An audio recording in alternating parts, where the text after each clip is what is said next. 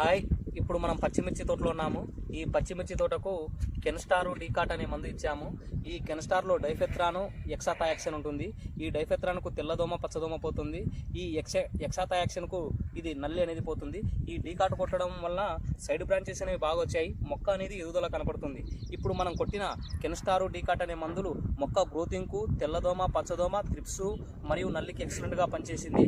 మరొక రెండులో దీనికి కొమ్మెండు తెగులు అనేది ఎక్కువగా ఉన్నప్పుడు కొమ్మెండు తెగులకు మనం కోసైడ్ అనే ఒక మందుని ఇచ్చాం. ఈ కోసైడ్ స్ప్రే చేసినప్పుడు పొలంలో ఉండే కొమ్మెండు తెగులు మొత్తం అనేది పోయి ఆ మొక్కకు వచ్చేసి మొక్కకు ఇగురు అనేది ఎదుగుదల అనేది కనపడుతుంది. మనం ఈ కొట్టిన ఈ 2 రోజుల్లో ఎక్సలెంట్గా పనిచేసింది.